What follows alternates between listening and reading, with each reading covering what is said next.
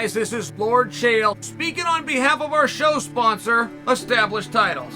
Established Titles is a project based on a Scottish custom where landowners are referred to as lords and ladies. They allow you to buy as little as 1 square foot of dedicated land so you can officially call yourself a lord or a lady. Established Titles is not just about your ego. You also get to do some good. In addition to your new fancy title, Established Titles supports global charities like One Tree Planet and Trees for the Future to help with the afforestation effort. Your title pack gets you at least 1 square foot of dedicated land in a private estate in Scotland. Your certificate features a unique plot number where you can see the exact location of your land. And right now, Established Titles is holding 200 plots of land right next to mine. So come join me in the Bad Guy Inc. Kingdom. Getting this certificate even allows you to officially change your name to Lord or Lady. Put it on your credit card, put it on your plane tickets, or if you're so inclined, put it on your dating profile. Makes for a great last-minute gift, and there's even couples packs that come with adjoining plots of land. Established Titles is having a great limited-time sale. Go to establishedtitles.com/Chael to save 10% off today. Remember to use the promo code Chael, or just click on the link below. Robert Whittaker, for reasons that I don't fully understand, was asked to talk about a rumored matchup of Chimaev versus Colby. Now, as close as I can see with Whittaker, as it pertains to Chimaev, there was talk of Chimaev going up to 185 pounds, basically because he had missed 170 pounds, and maybe even being matched up with Whittaker. Like, this dialogue came along real fast, and Chimaev said, you know what, I'd actually like to train with him. They then made contact publicly. I don't know this is private, they're actually getting on planes, but publicly they decided they'd like to train together.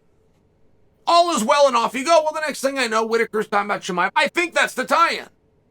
Now, Robert Whittaker has earned the right to his opinion. I would not hear something from Whittaker and then come out and attempt to talk, what's this guy talking about? Hey, he's a great technician. Not only an incredible fighter, he's a great technician. And I never feel like he's fully recognized for that.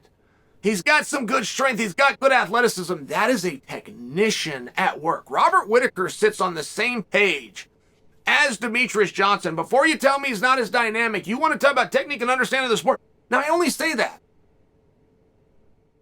because I won't disagree. Here's what he said. He said that's a terrible matchup for Colby Covington. And then he broke down why.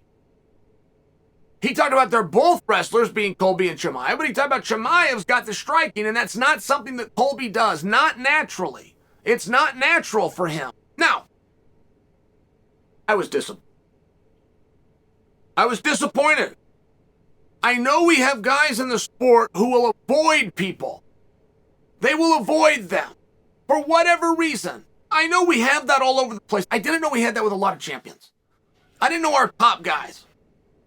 Robert Whittaker just might be the greatest middleweight ever. I mean, he really might be. You go take him on his top nights. You go take him the nights that he's stuffing Yo Romero's shots for 10 rounds.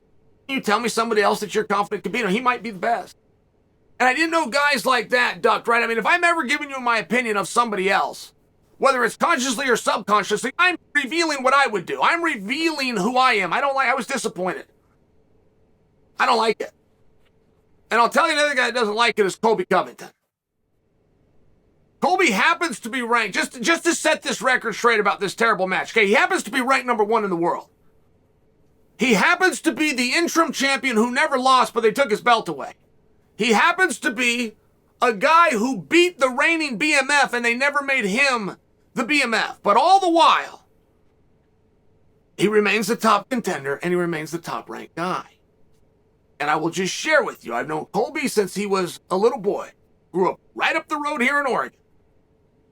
And if he did not think he could beat a guy, it would have nothing to do with him agreeing to fight the guy. Now, I thought this is where all the top guys were. I thought that duck and dodge and play the chess and get out of stuff and use the barographer. I thought that was for the lower guys. I thought that was for the undercard guys. Those guys got to be taught in the locker room. That's how we do this over here. If you're not good enough to hold your #1 ranking, you shouldn't have it. That's what I thought. I was disappointed by the comment. Now, where's he getting off? I mean, Is Whittaker saying that because that's his guy? He made friendly with Chimaev. Is that what this is? Because I'll respect that. I'll respect it, but I would appreciate knowing that. When somebody of Robert Whittaker's caliber speaks up on a fight, I want to be able to listen. But if he's just serving and giving a nod to Chimaev, I could really use that, because what is it that Whittaker has seen from Chimaev? And he used the separation as the stand-up. This is what he talked about. Colby's not a natural striker. Apparently Chimaev is. Now, I saw Chimaev throw one punch on RD3 and put him down. I saw him go fisticuff with Gilbert Burns, who's tougher than hell, but I don't know that he was ever really known as the stand-up guy. I'm not really sure what piece of data Whittaker's going by. I watched Kamaru Usman for 2 years not only be the world champion and not only be ranked number 1 pound for pound, for the first time ever publicly being compared to surpassing George St. Pierre. That's what I saw. And then I saw Colby stand up with him for 9 rounds. And of those 9 rounds, Colby Covington won 4. So with what piece of data are we using?